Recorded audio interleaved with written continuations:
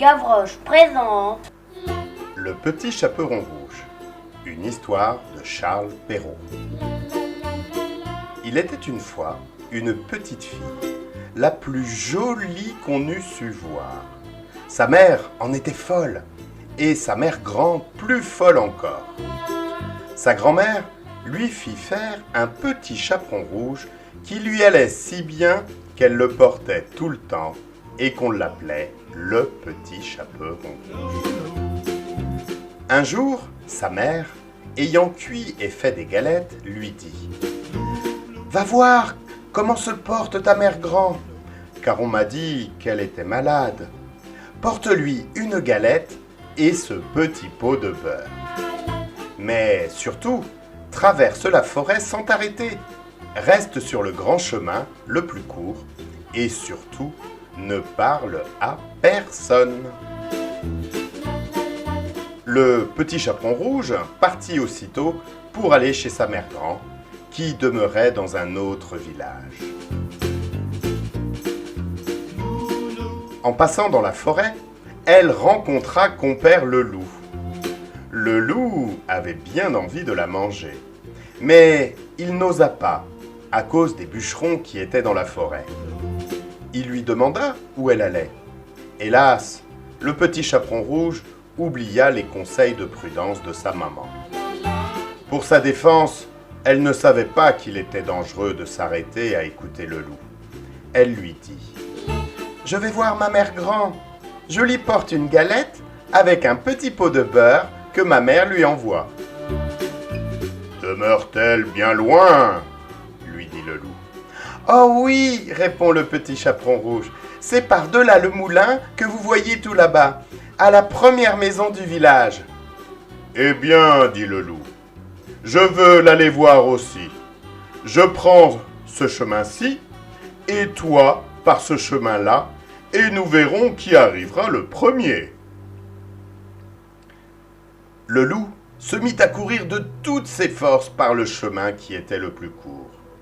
Et la petite fille s'en alla par le chemin le plus long, s'amusant à cueillir des noisettes, à courir après des papillons et à faire des bouquets des petites fleurs qu'elle rencontrait. Le loup ne fut pas longtemps arrivé à la maison de la mère grand. Il heurte à la porte. Toc, toc. « Qui est là ?»« C'est votre fille, le petit chaperon rouge, » dit le loup en contrefaisant sa voix. « Je vous apporte une galette et un petit pot de beurre que ma mère vous envoie. » La bonne mère grand, qui était dans son lit car un peu malade, lui cria « Oh, tire la chevillette, la bobinette, cher rat !» Le loup tira la chevillette et la porte s'ouvrit. Il se jeta sur la bonne mère grand et la dévora goulûment, car il y avait plus de 3 jours qu'il n'avait pas mangé.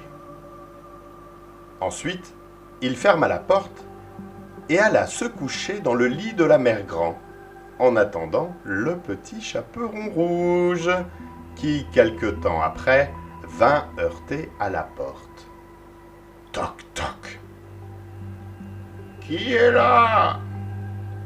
Le petit chaperon rouge, qui entendit la grosse voix du loup, eut peur d'abord, mais croyant que sa mère grand était enrhumée, répondit. « C'est votre petite fille, dit le chaperon rouge, qui vous apporte une galette et un petit pot de beurre que ma mère vous envoie. » Le loup lui cria, en adoucissant un peu sa voix.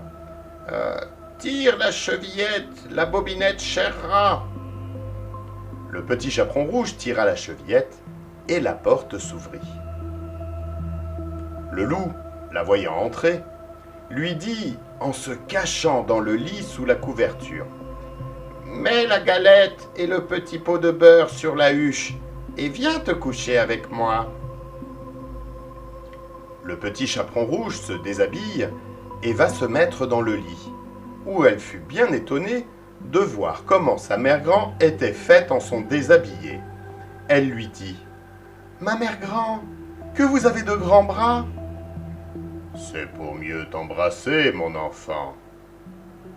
Ma mère grand, que vous avez de grandes jambes. C'est pour mieux courir, mon enfant.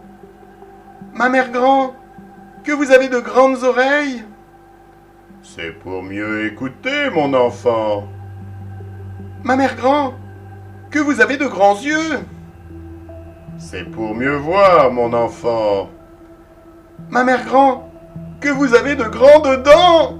C'est pour mieux te manger. Et en disant ces mots, le méchant loup se jeta sur le petit chaperon rouge et la mangea.